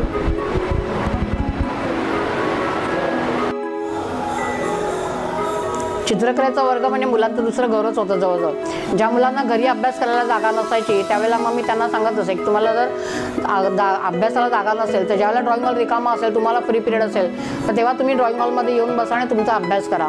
आणि अशा रीतीने एक मुलगा दरवेळेला यायचा आणि अभ्यासाला बसायचा. आणि आज असं मला समजलं की तो मुलगा ग्रॅज्युएटही झाला आहे. आणि त्या ऐकून असं खूप आनंद झाला म्हणजे की कुठेतरी त्याचा उपयोग झाला, त्या मुलांना आत्मविश्वास दिला. तसं तर मी प्रत्येक वेळेला अरेंजमेंट घेताना सुद्धा ई वर्गावर ती अरेंजमेंट असेल तरीही घेतली जायची. ई वर्गातल्या मुलांची एक सतत तक्रार असायची की प्रत्येक वेळेला काही असेल की अ वर्गातल्या मुलांना बोलवतात आणि आम्हाला कोणी बोलवत नाही. तर म्हटलं तुम्ही कुठे कमी नाही आहात, फक्त तुमचं जे काय हुशारी आहे ते तुम्ही दाखवून द्या. नुसती अंगात निरोप जीवनासाठी मस्ती नको आहे, पण मग तुम्ही अभ्यासातही कुठे कमी नाही आहात हे पण तुम्ही दाखवून द्या. अ वर्गातल्या मुलांना एकदा वाचून समजते, तुम्हाला 5 वेळा वाचायला लागेल. मग वाचा ना तेवढी जिद्द ठेवा तुमच्यामध्ये की तुम्ही करून दाखवता. मग म्हणे आम्हाला कोणी क्विज कॉन्टेस्टमध्ये घेत नाही. म्हटलं चला आपण क्विज कॉन्टेस्ट खेळूयात. मग म्हणे कशी खेळणार. म्हटलं ठीक आहे, पुढच्या तासाला म्हटलं मी प्रश्न काढून आणते आणि मग तुम्ही करा ते. मग त्यांना 20 प्रश्न आणि त्याची उत्तरं अशी काढून दिली आणि सांगितलं की पुढच्या शुक्रवारी जे आपले 2 पिरियड आहेत त्यावेळेला आपण क्विज कॉन्टेस्ट घ्यायचे आणि त्याच्यामध्ये जास्तीत जास्त जी मुलं उत्तर देतील, ज्या ABCD जे गट आहेत त्यातली कुठली मुलं जास्ती उत्तर देतील त्या गटाला माझ्याकडनं बक्षीस. ते बक्षीस काय असेल ते माहिती नाही. तर म्हणजे बाई बक्षिसाचा संबंध नाही पण आम्हाला आलं पाहिजे. म्हटलं हाच विश्वास कायम ठेवा.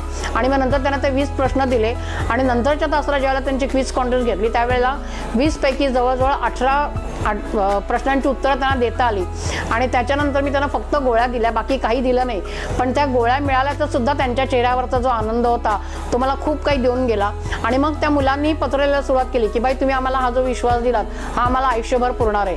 की तुम्ही अ वर्ग आणि ई वर्ग असं कधी वेगळं मानलं नाहीत की जशी अ वर्गातली मुलं तशीच ई वर्गातली मुलं. आणि ई वर्गातली मुलं आहेत म्हणून ते काही वाईट आहे तशातला भाग नाही. मग तसंच त्यांना मी म्हटलं की हीच तुमची जिद्द पुढे चित्रकलेमध्ये दाखवा. आणि ती त्यांनी दाखवली. आणि त्या वर्षी चित्रकलेच्या प्रदर्शनामध्ये त्या 60 मुलांपैकी जवळजवळ 50 मुलांची चित्र लागली होती. आणि ती प्रत्येकाने आपलं चित्र लागलंय ते बघून त्यांना एवढा आनंद झाला. म्हणजे म्हटलं बघा तुम्ही कुठेही मागे नाही आहात की तुम्हीही करू शकता. आणि हा जो आहे ना हा छंद म्हणून तुम्ही बाळगा केवळ की मग त्याच्यामध्ये तुम्हाला करता येईल. आणि मग त्या मुलांनी पुढे तशीच प्रगती सुरू ठेवली. अजूनही ती मुलं भेटली की म्हणतात की नाही तुमच्यामुळे आम्ही पुढे आलो. प्रश्न तो नाही आहे, माझ्यामुळे पुढे नाही आलेली, की त्यांनी तो विश्वास धरला की बाई सांगतात हे सगळं बरोबर आहे आणि आपल्याला ऐकायला पाहिजे. आणि ते ऐकल्यामुळे ते पुढे आले, माझ्यामुळे आलेले नाहीत. हे मी नेहमी माझं यश समजते. हो तेच मी मगाशी म्हटलं ना की त्याला अभ्यासाला घरी जागा नव्हती आणि घरी काही म्हणजे त्यांच्या प्रॉब्लेम्स होते आणि त्याच्यामुळे तसा केविलवाणा बापोडा असा यायचा की बाई मला घरी अभ्यासाला जागा नाही, काय करू. मग म्हटलं ठीक आहे तुला जेव्हा वेळ मिळेल तेव्हा ड्रॉइंग हॉलमध्ये ये आणि अभ्यासाला बस. आणि तो तसं येऊन बसायचा आणि सिरियसली बसायचा आणि सिरियसली अभ्यास करायचा. मग मधल्या सुट्टीत यायचा, अरे म्हटलं तुला डबा नाही का खायचा. नाही मी डबा खाऊन आलो. म्हटलं खरं की खोटं. नाही म्हणे बाई मी खरंच डबा खाऊन आलो आणि मी आता अभ्यासाला बसले. आणि त्याच्यानंतर मग तो चांगल्या मार्काने पास झाला, म्हणजे त्याच्या दृष्टीने चांगल्या मार्काने पास झाला आणि आता ग्रॅज्युएट झाला आणि आता जॉब शोधतोय. हो अजून एक विद्यार्थी आहे जे ललित म्हणून कर्नल आहे हां, त्यांची गंमत अशी की ज्या वेळेला मी चट पिरियड म्हणजे ज्यावेळेला अरेंजमेंटला मी जात असे तर त्याला जाताना गोष्टीचं पुस्तक घेऊन जायची. गोष्टीचं म्हणजे राजाराणीच्या गोष्टी नाही तर माझ्या वाचनात एक पुस्तक आलं होतं एका अस्सल माणसाची कहाणी. तो जर्मनीतला म्हणजे फायटर पायलट होता, जर्मनी किंवा रशिया माझ्याही आता लक्षात नाही, पण ते फायटर पायलटची ती आत्मकथा होती आणि मी ती त्या वर्गामध्ये 9वी अ च्या वर्गामध्ये ती वाचायला नेली आणि त्या वाचनाची म्हणजे त्या पुस्तकाची मुलांना एवढी गोडी लागली की एकाने चक्क ते पुस्तक लिहून काढलं, एकाने त्याच्या झेरॉक्स काढल्या आणि एक ललित नावाचा मुलगा होता त्यांनी मात्र अक्षरशः त्या पुस्तकाने तो पछाडला गेला तर म्हणा हरकत नाही असं म्हणायला. ते पुस्तक त्यांनी परत वाचलं आणि ज्यावेळेला तो कॉलेजमध्ये गेला, मला वाटतं 11वी 12वीला असताना असेल, त्यांच्या कॉलेजमध्ये मिस्टर आणि आपलं मास्टर बांदोडकर आणि मिस बांदोडकर अशी काहीतरी स्पर्धा होती आणि त्या स्पर्धेमध्ये त्याला प्राईज मिळालं आणि ते प्राईज मिळालं त्याला नेमके कॅप्टन वंजारी म्हणून परीक्षक होते आणि त्याने सांगितलं की मला याच्या पुढे मिलिटरीमध्ये जायचं बाय हुक ऑर क्रूक, पण मला मिलिटरीमध्ये जायचं आहे. मग त्यांनी त्याला नंतर बोलवलं आणि त्याला विचारलं की काय रे म्हणे, खरंच तुला मिलिटरीमध्ये जायचं आहे का केवळ मास्टर बांदोडकर हे मिळवायचं आहे म्हणून तो हे उत्तर दिलं? नाही म्हणे, खरंच म्हणे मला याच्यामध्ये जायचं आहे. आणि मग त्यांनी नंतर त्या दृष्टीने त्यांच्याकडे अभ्यासाला सुरुवात केली आणि मग NDAमध्ये प्रवेश मिळाला. महाराष्ट्रातला तो एकमेव विद्यार्थी मराठी मीडियममधला तो आमच्या शाळेतला, म्हणून मला त्याच्याबद्दल खूप अभिमान आहे. आणि हे त्यांनी नंतर परत शाळेतून सांगितलं, त्याबद्दल शाळेतही मी त्याची मुद्दाम एकदा मुलाखत घेतली होती की हे काय असतं, हे पुढच्या मुलांना समजावं NDA म्हणजे काय असतं. आणि ती मुलाखत घेतल्यानंतर असं झालं की त्याच्या पुढच्या बॅचची जी मुलं होती त्यातली जवळजवळ 10 ते 12 मुलं NDAच्या परीक्षेला बसली. ती म्हणली भले आम्ही नापास झालो तरी चालेल, पण NDA म्हणजे काय असतं, त्याची परीक्षा काय असते हे आम्हाला एकदा अनुभव दे. आणि म्हणून त्याने ती परीक्षा दिली. अशीच आणखीन एक आमची विद्यार्थिनी आहे, AK जोशीमधली विद्यार्थिनी. आज ती एका शाळेची प्रिन्सिपल आहे आणि ती म्हणली की बाई एकदा माझ्या शाळेत याच तुम्ही, की माझ्या टीचर म्हणून तुम्ही या. आणि आज तुमची विद्यार्थिनी तिथे प्रिन्सिपलच्या खुर्चीवरती बसली आहे तर ते बघायला म्हणा तुम्ही नक्की या. तर मी आता मुद्दाम जाणार आहे त्या मुलीची शाळा बघायला. त्यांचं नाव पूजा कुलकर्णी, राणी लक्ष्मीबाई इंग्लिश मिडियम स्कूलच्या त्या प्रिन्सिपल आहेत आणि ती आता तिथे छान काम करते आणि सतत त्यांचे काहीतरी एक वेगवेगळे उपक्रम चालू असतात आणि त्या उपक्रमांची म्हणजे बऱ्याचदा माझ्याकडे व्हॉट्सअपवरनं म्हणा किंवा असं फोन येतात की आम्ही हा उपक्रम करतोय हा करतोय, म्हणजे ते सतत कॉन्टॅक्टमध्ये असतात, संपर्कामध्ये असतात. आत्ताच आमचा एक दुसरा विद्यार्थी AK जोशीमधला न्यू जर्सीला असतो पण इथे आला होता आणि इथे आल्यानंतर तुम्हाला भेटल्याशिवाय जायचं नाही म्हणून पत्ता शोधत आमच्या घरी आला होता आणि येऊन भेटून गेला. इतकं बरं वाटलं, खरंच राष्ट्रपती पारितोषिक मिळाल्यासारखं वाटतं की अशी मुलं आपला पत्ता शोधत येतात. खरं तर असं असतं की जनरली शाळांमध्ये काय असतं की इंग्लिश गणित सायन्स हे शिकवणारे शिक्षक असतात ना ते म्हणजे ग्रेट, आर्ट टीचर म्हणजे त्यातल्या त्यात हां ठीक आहे आपलं असं असतं. पण या सगळ्यामध्ये मला जो काय म्हणजे अनुभव आला तो खूप वेगळा आहे की ही मुलं माझ्याशी एवढी जोडली गेलेत आणि अजूनही येतात, विचारतात. म्हणजे मी मध्यंतरी आजारी असताना सुद्धा काही मुलांनी असं मला सांगितलं की म्हणे एवढे आजारी होतात आम्हाला सांगायचं ना, आम्ही आलो असतो हॉस्पिटलमध्ये बसायला, आमची आई आली असते हॉस्पिटलमध्ये बसायला. अरे म्हटलं हे प्रेम आहे ना, हेच म्हटलं मला खेचून घेऊन आलं. वरती जायची फक्त बाकी होते, नो वेकन्सी म्हणून तुमच्यामुळे खाली राहिलं एवढंच. माझा आत्तापर्यंतचा जो प्रवास झाला तो कोणाच्या जीवावर झाला? घरात सासूबाई आणि मिस्टर या दोघांच्या जीवावरती मी हा सगळा प्रवास केला. ज्यावेळेला लग्न झालं त्यावेळेला फक्त मी ATD होते आणि ATDच्या नंतर असं एक निघालं की ज्यांची 8 वर्ष सर्व्हिस झाले त्यांना पुढे AM करता येतं. AM म्हणजे इक्विव्हॅलंट टू BEd. तर असा जो कोर्स होता तो करण्यासाठी म्हणून मला जायचं होतं पण त्याला मुलगी खूप लहान होती. पण सासूबाईंनी मला भक्कम धीर दिला. त्या म्हणल्या की काही नाही, तू घरची काळजी करू नको, तुला मिळणार आहे ना तू शिकून घे शिकण्याबद्दल. आणि बरं ते असं होतं की मे महिना आणि दिवाळी म्हणजे माझ्या दोन्ही वेकेशन्स त्याच्यामध्ये जात होत्या आणि त्या दोन्ही वेकेशन्समध्ये मुलींना सांभाळायचं, दोन्ही मुलींना सांभाळायचं म्हणजे खायचं काम नव्हतं. ही मुलगी तर जेमतेम धाकटी मुलगी माझी 1 वर्षाची होती त्यावेळेला आणि त्या ह्याच्यावरती मी AM पूर्ण केलं. AM पूर्ण केल्यानंतर मग म्हणतो तसं ती एक काय म्हणतो आपण की शिक्षणाचा एक ध्यास लागून गेला की अरे हे पण शिकायचं ते पण शिकायचं करता करता मग नंतर दुसऱ्या एका मैत्रिणीने ठरवलं की आपण BA होऊया. म्हटलं ठीक आहे, माझ्या वडिलांची खूप इच्छा होती की तू ग्रॅज्युएट व्हावंच, की आपल्याकडे पहिलं कोणी ग्रॅज्युएट झालं नाही तर पुढच्या पिढीत तू ग्रॅज्युएट व्हावी त्याची इच्छा आहे. म्हटलं ठीक आहे आपण दोघीजणी BA करू. पण मग BA करायचं तर कसं, कॉलेजला जाणं शक्य नव्हतं म्हणून मग ठरलं की SNDTचं BA करावं. म्हणून मग आम्ही संध्याकाळी शाळा सुटली की MH हायस्कूलमध्ये SNDTचे क्लास भरायचे, तिथे क्लासला जायचं आणि तिथे जाऊन अभ्यास करायचा. वर्षभर तसं केलं. मग नंतर लक्षात आलं की खूप धावपळ होते, घरी मुलांकडे वगैरे लक्ष देता येत नाही म्हणून मग क्लास सोडला आणि मग दोघींनी मिळून घरीच अभ्यास केला. अर्थात हे सगळं सासूबाईंच्या आणि मिस्टरांच्या जीवावरती ते केलं. त्याच्यानंतर मग लक्षात आलं की नाही अजून काहीतरी शिकूयात. मग त्याच्यापुढे MA पण केलं, तेही असंच की बाहेरून परीक्षा दिली आणि MA पूर्ण केलं. आता मात्र त्याला पूर्णविराम दिला, पण अजून क्राफ्टच्या काही गोष्टी अजून शिकणं चालू आहे आणि शिकवणंही चालू आहे. आहे. मग त्याच्यामध्ये ज्वेलरी आहे किंवा फुलं बनवणं आहे किंवा काही फुलं बनवायची म्हणजे सुद्धा फक्त कागदाची नाही, मग ते सॅटिन रिबिनचे असोत, कागदाचे असोत किंवा आणखीन कशाचे असोत, पण ते फुलांमध्ये करताना तर निर्मितीचा जो आनंद आहे तो आता घ्यायचा आहे. आणि त्याच्यासाठी आता लवकरच क्लास सुरू करणार आहे की ज्यांना कोणाला शिकायचं असेल तर त्यांना ते शिकता येईल. मिस्टर दांडेकर, माझी जी कलाक्षेत्रातली घोडदौड आहे ती घोडदौड यांच्या साथीने चालू आहे. आम्हाला दोघांनाही क्राफ्टची आवड आहे, त्यामुळे बॉक्स वगैरे करताना डिझाईन करायचो आणि मग त्याचं कटिंग पेस्टिंग हे सगळं यांनी करायचो. असं आमचं ठरून गेलं होतं की रिटायर झाल्यानंतर काहीतरी उद्योग हवा म्हणून. ॲक्च्युली आम्ही हा छोटासा बिझनेस असं म्हणता येणार नाही, पण वेळ जायला हवा आणि म्हणून हे आम्ही सुरू केलं. आमची दोघांची गाठ 1977 साली पडली. आमचा विवाह झाल्यानंतर त्यावेळेला माझंही शिक्षण आणि तिचं शिक्षण सारखंच होतं. मी मॅट्रिक्युलेट, ती मॅट्रिक्युलेट, परंतु तिला कलाक्षेत्राची भरपूर आवड होती असं जाणवलं. ती ETD झालेली होती आणि आमच्या घरामध्ये माझ्या वडिलांना कलेची फार आवड होती. त्यांचं स्टेन्सिल कटिंग वगैरे फार उत्तम होतं, रांगोळी अतिशय उत्तम काढायची. त्यामुळे तिला आमच्याकडून आणि मुख्य म्हणजे माझ्या आईकडून आम्हाला भरपूर सपोर्ट मिळाला. त्याच्यामुळे तिची पुढची जी शिक्षणाची वाटचाल तिने मगाशी सांगितली ती तिची होऊ शकली. मी एका राष्ट्रीयकृत बँकेमध्ये नोकरीला होतो. माझी बदलीच्या ठिकाणी कधी कधी जायला लागायचं, डेप्युटेशनवर 2-2 ठिकाणी 8-8 दिवस 10-10 दिवस जायला लागायचं. तेव्हा घर सांभाळताना तिची तारेवरची कसरत व्हायची. सकाळची शाळा, दुपारचं तिचं क्लास आणि संध्याकाळी मुलींशी संवाद साधणं हे तारेवरची कसरत ती सांभाळत होती. शाळेमध्ये ती शिक्षिका म्हणून जशी प्रसिद्ध होती किंवा मुलांच्यामध्ये ती जास्ती आवडीची होती हे आम्हाला नंतर समजल्यानंतर तिला सांगितलं की तू शाळेकडे लक्ष जास्त केंद्रित कर, घरचं मी आणि आई बघतो. घरचं तिचं वागणं हे ज्या सांसारिक बायकांचं जसं असतं त्याप्रमाणेच होतं. कुठेही घाईगर्दी नाही किंवा वरचढपणा असा कधीच जाणवला नाही. आमच्याकडनं तिला प्रोत्साहन मिळाल्यामुळे तिचं जास्त मानसिक शांतता तिला मिळाली आणि ती तिचं शैक्षणिक करिअर पूर्ण करू शकली. तिला जशी ड्रॉइंगची आवड तशी मला ड्रॉइंगची आवड असं आहे, परंतु माझं प्रत्यक्षात ड्रॉइंग चांगलं नाही. मला क्राफ्टची जास्ती आवड आहे.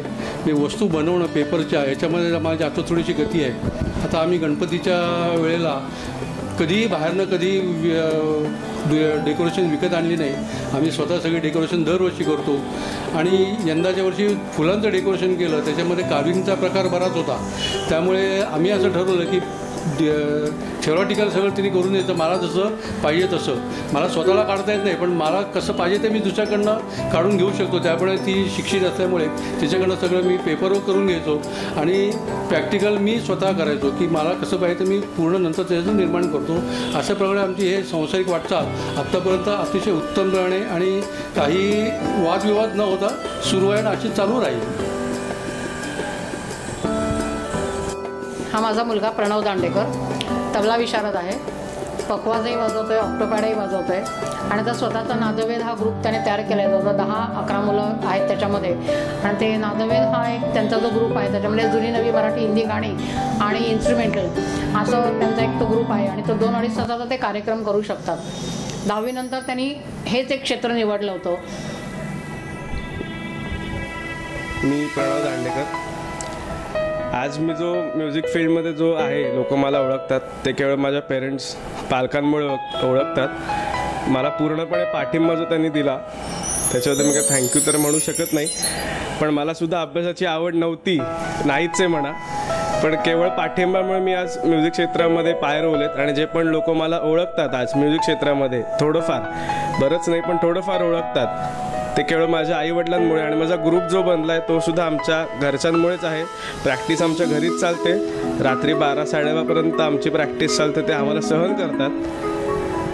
बऱ्याच गोष्टीत मला पाठिंबा मिळालेला आहे. इवन स्पोर्ट्स सेक्शन तर मी बॅडमिंटनसुद्धा मी खेळतो. स्टेट लेवल बॅडमिंटन खेळलो. माझं आता स्वतःचं कोचिंग मी चालू केलं आहे 2 महिन्यापूर्वीच. घोडबंदर रोड ठाणे इथे कोचिंग चालू केलं स्वतःचं. आता ह्या महिन्यापासून पखवाजचे क्लाससुद्धा चालू करतो आहे. तर अशा बऱ्याच गोष्टीत मला घरनं पाठिंबा मिळालेला आहे. तसंच आईकडून सुद्धा या गोष्टींमध्ये पाठिंबा मिळाला. मी सुरेंद्र रसाळ, अभिजितचे वडील या नात्याने मी आपल्याला काही सांगू इच्छितो. अभिजितने या डॉक्युमेंटरी फिल्मबद्दल मला सूचना केली की पप्पा मी आता नवीन जो कॅमेरा घेणार आहे त्या कॅमेऱ्याचं उद्घाटन करताना मला माझ्या कला शिक्षक सौ दांडेकर यांच्याबद्दल मला थोडंसं डॉक्युमेंटरी फिल्म तयार करायची आहे. तर मी म्हटलं अरे वा आनंद आहे म्हटलं, कारण आतापर्यंतच्या यशाचं श्रेय सगळं त्यांनाच जातं. कारण त्याने आम्हाला सहज काय रस्त्यात भेट आमची झाली, अभिजितने कला शिक्षक म्हणून ओळख करून दिली आणि अभिजितबद्दल त्याने जे काय आम्हाला सांगितलं त्याने खरोखर माझं त्यावेळेस ऊर भरून आला. मी म्हटलं हरकत नाही, तुमची जर तशी इच्छा असेल तर आपण त्याला कलाक्षेत्रासाठी प्रयत्न करू. आणि तसं म्हणाल तर एक बाजू अभ्यास म्हणून अभिजितची थोडीशी अशक्तच होती. तर म्हटलं कलाक्षेत्रात जर त्याला जर पुढे करिअर म्हणून यायचं असेल तर म्हटलं आणि त्याला आवड असेल तर माझी काहीच हरकत नाही. आणि त्याप्रमाणे त्याने आम्हाला बरंचसं मार्गदर्शन केलं.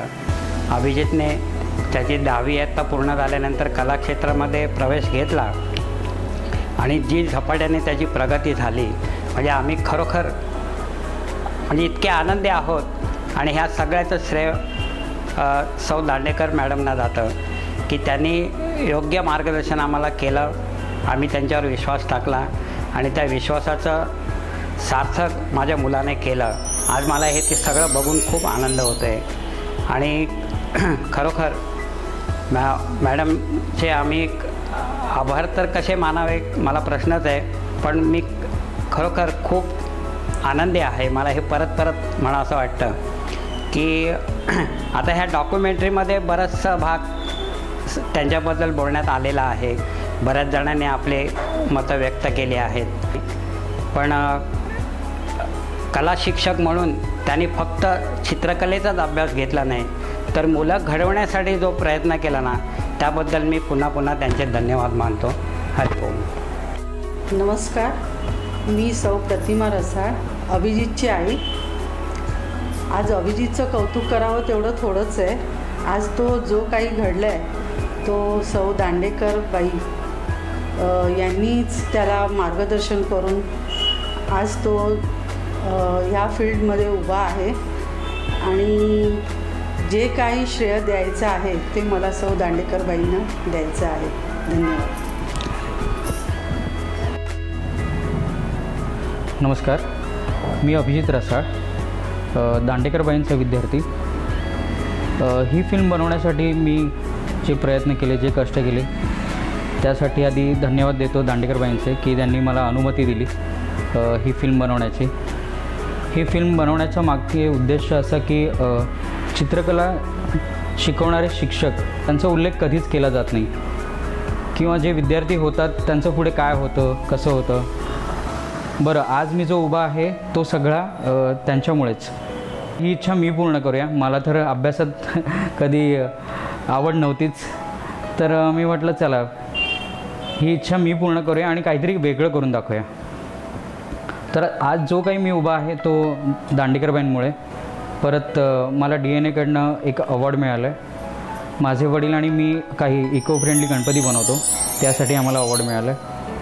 परत आम्ही असे काही उपक्रम करतो. परत काही कागदी लगद्याचे वस्तू बनवतो. तसेच मी काही डेकोरेशन्स बनवलेले कोपरीमध्ये, तिथे आम्हाला 3 अवॉर्ड्स मिळाले. तर ही काही जी प्रगती होते ती सगळा जो मी क्रेडिट देईन ते आमच्या दांडेकरबाईंना. तर खूप खूप आभार त्यांचे.